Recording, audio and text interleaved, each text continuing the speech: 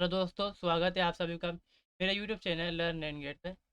आज की इस वीडियो के अंदर हम बात करेंगे संत काव्य के बारे यानी कि संत काव्य धारा के बारे। अब जैसे कि ये चार्ट बनाया हुआ है मैं समझाने के लिए ताकि आपको आसानी हो सके कि संत काव्य धारा किससे संबंधित है। हम तो यहाँ बात कर रहे थे हिंदी साहित्य के बारे में। हिंदी साहित्य का ही एक हिस्सा है संत काव्य धारा, जो कि निर्गुण भक्ति जो धारा है थी। हम मध्यकाल के अंदर बात करते हैं तो उसका ही एक भाग थी निर्गुण भक्ति काव्य धारा। एक थी निर्गुण। उनका जन्म 1398 ईस्वी काशी के अंदर हुआ। ये बात सब जानते होंगे, छोटा सा हम परिचय देख रहे हैं बस यहाँ पर। और मृत्यु होती है 1598 18 ईस्वी मगरहर में। और माना जाता है कि उनका जो जन्म है एक विधवा ब्राह्मणी के घर हुआ। अब समाज के अंदर बुराई को चुनना अपनी बेइज्जती कराने से बेहतर उन्होंने सोचा कि समाज जो है मुझे गलत समझेगा। लोक लज्जा अपनी इज्जत के कारण उन्होंने क्या करा कि संत कबीर जी को बनारस में सीढ़ियों पर रख दिया। ये है जो है उसकी सीढ़ियों पर दिया और छोड़ के चले गए। फिर वहाँ पर नीरू और मीना नाम के एक जुलाहा दंपत्ति थे। उन्होंने संत कबीरदास जी को पाला और पाला पूछा कि वो कबीरदास जी कभी बन गए। काम भी करते हैं वो। रामनाथ जी जो है वो उनके गुरु माने जाते हैं संत कबीरदास जी के। और उनके जो पद हैं गुरु ग्रंथ में भी शामिल है। ये सबको मालूम होगा कि गुरु ग्रंथ के अंदर गुरु ग्रंथ साहिब जो है जो सिखों का सबसे खास ग्रंथ माना जाता है, उसके अंदर उनके पद यहाँ पर हमें पद मिलेंगे। और उनका जो प्रामाणिक रचना जो है वो है बीजक। इसके तीन हिस्से होते हैं, साखी सबद रमेनी, तीन हिस्से। तो यहाँ पर हमने देख लिया कि शुरुआत कैसे हुई, संत कौन है, संत कवि धारा की शुरुआत किसने करी और प्रमुख कवि कबीरदास जी हैं। अब इसकी हम प्रवृत्तियाँ या फिर विशेषताओं को देख लेते हैं। सबसे पहली विशेषता यहाँ पर है, जब हम बात कर रहे हैं कि ये निर्गुण भक्ति काव्य धारा का एक शाखा है, तो यहाँ पर बात की जा रही है कि निर्गुण निराकार ईश्वर की भक्ति पर बल। संत कवि ऐसा मानते हैं कि जो ईश्वर है वो निर्गुण है, उसका कोई गुण नहीं इसमें, मतलब वो निराकार है। वो किसी सांचे के अंदर हम या फिर किसी शरीर के अंदर इंसान की सिर्फ हृदय में आ सकता है, या किसी शरीर में आ सकता है वो, ना किसी एक हम बोल सकते हैं प्रमुख इस जो स्थान है का स्थान है वहाँ पर ईश्वर नहीं मिलेगा। अगर ईश्वर के हमें ढूंढना है तो इंसान को अपने हृदय में झांकना पड़ता है और उसको ईश्वर के इंसान को मोह माया से मुक्त होना पड़ता है। तो ये संत कवियों का मानना है कि ईश्वर जो है वो निराकार है, किसी आकार में ईश्वर को हम नहीं ढाल सकते। और वो इस बात पर बल देते हैं या विरोध करते हैं अवतारवाद का। संत कवि के मतलब अवतार का मतलब कि ईश्वर जो है बार बार अवतार लेकर पैदा होता है आता है समाज धरती के ऊपर। और बहुदेववाद का विरोध करते मतलब बहुत सारे देवताओं को पूजना, क्योंकि उनका मानना है कि जब अवतारवाद नहीं है तो देवता के अनुरूप कहाँ से हो सकते हैं। ये संत कवियों का मानना है। उनके लिए राम, ये राम है भगवान राम। उनके लिए क्या है कि भगवान राम जो है वो भी निर्गुण ब्रह्मा है। वो दशरथ के बेटे या फिर किसी एक महात्मा या किसी हम कह सकते हैं कि किसी व्यक्ति के रूप में भगवान राम को वो नहीं देख। इस बारे में कबीर जी कहते हैं, दशरथ सुत तिन्हु लोक बखाना, राम नाम का मरम है आना। अब लोग दशरथ के नाम पर पुकारते हैं, बखान करते हैं कि देते हैं भगवान राम, मगर यहाँ पर क्या है कि राम का नाम मरहम की तरफ से इंसान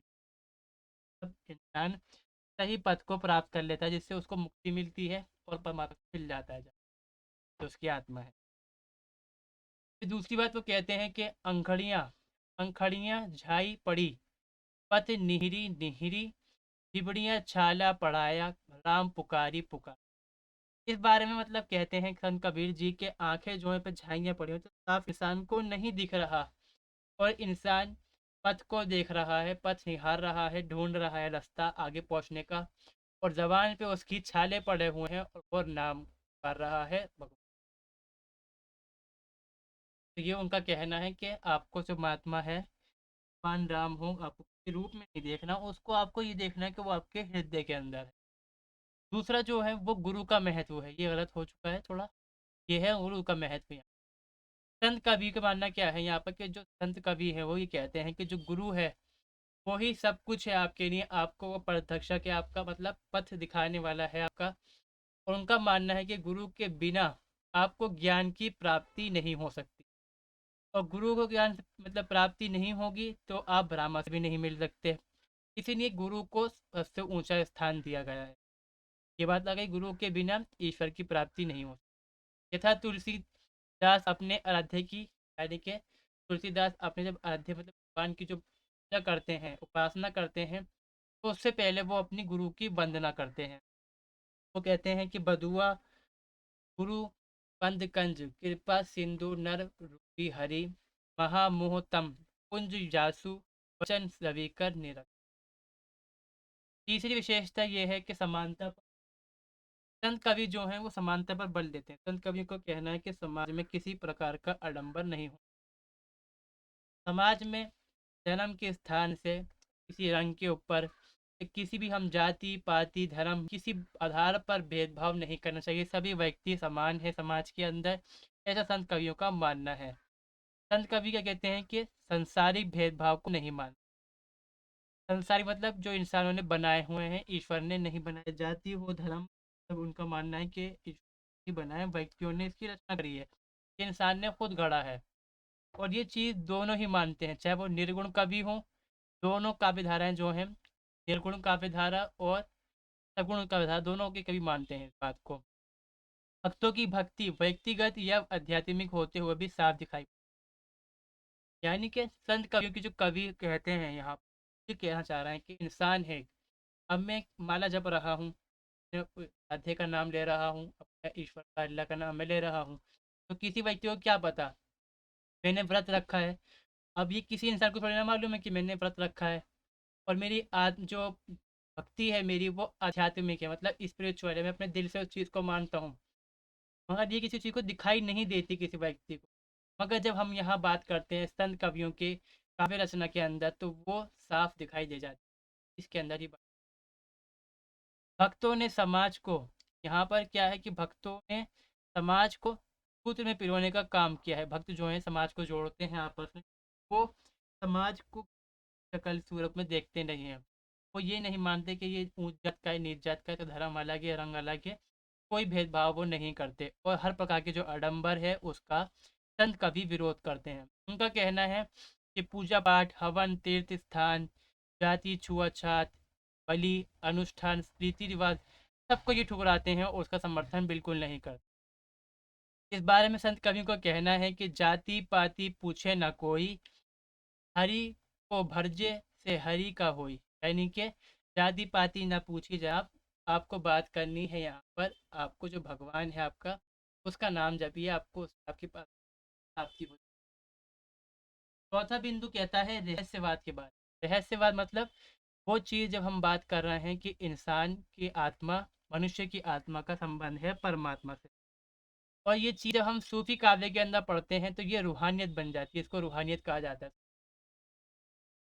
संत कवियों ने क्या करा कि इंसान की आत्मा और परमात्मा के संबंध को बड़े ही सुंदर अक्षर में दिखाया। वो दिखाते हैं कि जो मनुष्य की आत्मा है वो नायिका है और जो उसका नायक है वो परमात्मा है। और दोनों की जो आत्मा है, परमात्मा की आत्मा है, वो चाहती है कि उसके जो नायिका है वो मेरे पास आ जाए, उसकी आत्मा वो मेरे पास आए। और जो इंसान की आत्मा है वो चाहती है कि अपने नायक से जाके वो मिल जाए। ये सिर्फ हमें संत काव्यधारा के अंदर देखने को मिले।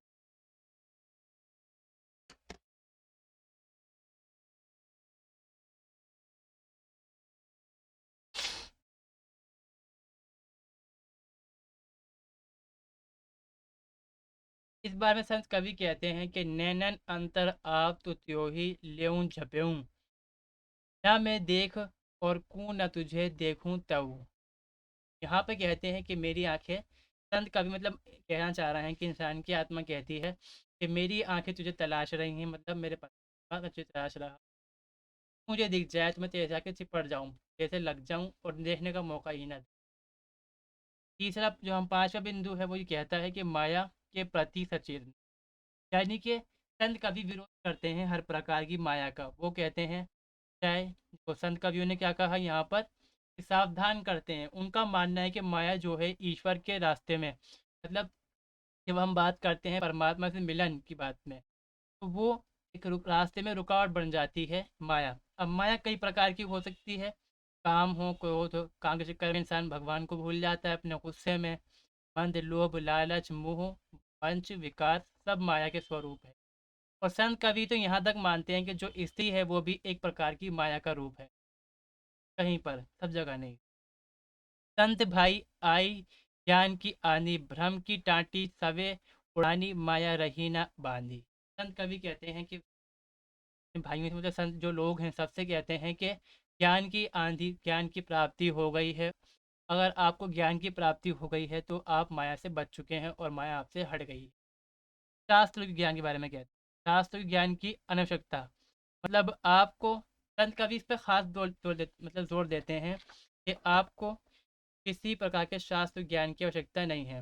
वो कहते हैं कि उनके अनुसार सच्चे मन से भक्ति करने पर सब प्राप्त हो जाता है।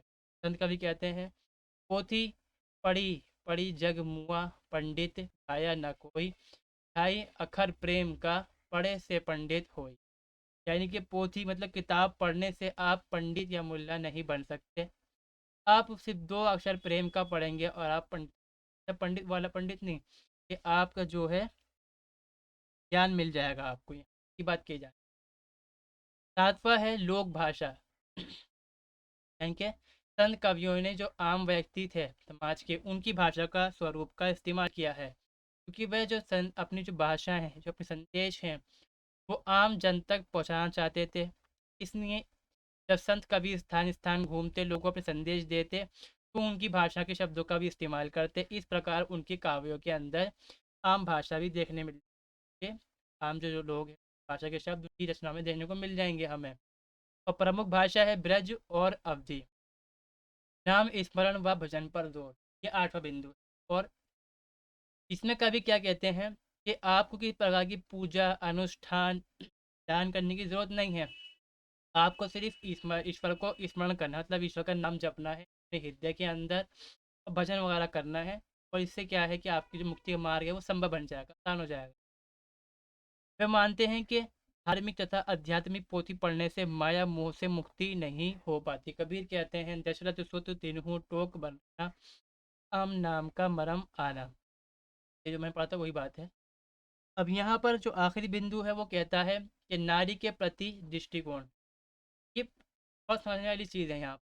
संत कवि मानते हैं कि जो नारी है वो माया का रूप है, मगर हर प्रकार की नारी नहीं। जो नारी इंसान को ईश्वर के रूप से मिलने, मतलब परमात्मा से मिलने के राह में रुकावट बन जाए, वो स्त्री यहाँ पे गलत है उनकी, हर प्रकार की नहीं। तो उन्होंने क्या कहा कि नारी की झाई परत आंधा होन भुजन, कबीर उसकी क्या गति जो नित नारी के संग। यानी कि एक इंसान है जो नारी के चक्कर में अंधा हो चुका है। यानी कि अंधा नहीं होना सिर्फ इंसान को। और कबीर कहते हैं इस बारे में तो उसका क्या होगा, जो ईश्वर की जो आंधी है, जो नारी की जो झाई है, उसके बीच जंगल में फंस चुका है, तो उसका क्या हो सकता है, उसकी क्या गति होगी, बताओ। ये बात में कहते हैं, मतलब संत कवि कहते हैं कि हर प्रकार की नारी जो गलत नहीं है, जो गलत इंसान है उसके बारे में उनका कहना है। ये पहली वीडियो है संत काव्यधारा के बारे में, और ये यहाँ पर वीडियो कंप्लीट होती है। मैं उम्मीद करता हूँ कि आपको ये वीडियो ज़रूर अच्छी लगी होगी, और वीडियो अच्छी लगने पर ज़रूर लाइक करें, दोस्तों के साथ भी शेयर करते हैं। अगली